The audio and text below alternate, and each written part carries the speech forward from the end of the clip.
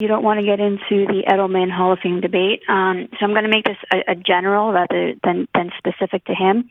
I think if we get to the point where we are giving guys the nod for one specific chunk as opposed to their entire career, then I'm going to hop on the Brockman bandwagon and say Fitzy should go in the Hall for just the amount of jerseys he has hanging in his closet. Mm-hmm.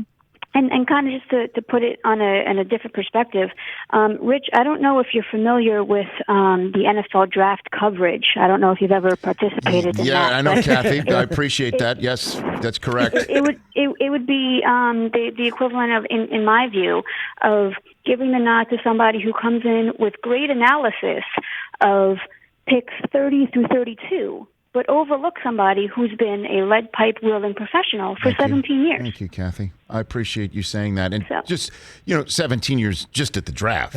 You know Right, what I'm saying? right. It's more than that just outside of the draft. But you're just talking about the draft, me doing that for 17 years, right? Correct. Thank you, Cathy. You're one of my favorite callers, even though sometimes you love busting my stones when you call in. Thank you for the call. That's Cathy in Philadelphia. And I understand her point. And again, I don't want to get into the Edelman is he a Hall of Famer question because we're not going to answer it. We're not going to answer it. And the man's career was so terrific. It's not just any seventh rounder would sign for it. Any first rounder would sign for it. Yes. Any first taken wide receiver, pass catcher would sign for it. Kyle Pitts would sign for that right now. Kyle Pitts, you're going to play 12 years. You're going to be a Super Bowl champion multiple times. You are going to win MVP of a Super Bowl. You are going to play with one of the best quarterbacks of all time. You're going to play 19 playoff games.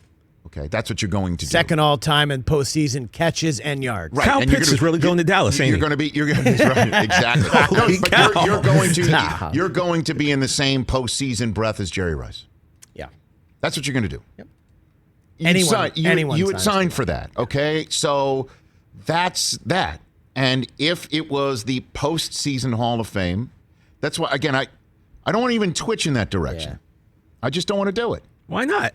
Because TJ, it's looking at an entire career, and just because you aren't stamped as a first ballot Hall of Famer coming off of a career like that, that's not what the conversation should be the first day. You should be talking about all the great things that he did. All right, and why not? Okay, I'll just come through the door. Is that I don't want to come the day after his career and say this man is not a Hall of Famer when he could be one day. When he could be one day. I mean, but I would say he'll probably eventually get in on the Veterans Committee. That would be my guess. But again, that's why his career is worthy of the conversation. And it is something that nobody thought could be possible from where he was drafted. And as we just played in the commercial break, when Edelman was here in year 2 of our show 6 years ago, talking about Belichick, saying to him on the phone, did a great Belichick impersonation. When he got drafted, Belichick hops on the phone. We don't know what position you're going to play, but you can play football. We'll see you in camp. Yeah. So he saw that. Okay. And just gives you a great glimpse as to what Belichick says to seventh rounders. He gets on the phone with the seventh rounders and he'll say something like, we don't know what position you're going to play, but I think you can play football. We'll see you in camp. And if I hear that as a seventh round pick, I'm good goosebumps just to say that. Think about it. I'm saying, okay, I'm going to run through a wall. Yeah. I'll see. You'll see me in camp. Yeah. You'll see me in camp. And any seventh rounder that's sitting out there that gets chosen in this year's draft on the first day of May, they'll probably, somebody in the seventh round will be chosen like right around post time of the Kentucky Derby. Ooh. You know what I mean? Like that right around then is when they're going to be hearing their names called. Think of Julian Edelman on that day. If you're one of them or you know somebody, because look at what Julian Edelman has become. In those early years with New England, people forget he was one of the best punt returners in the game. Yes, correct.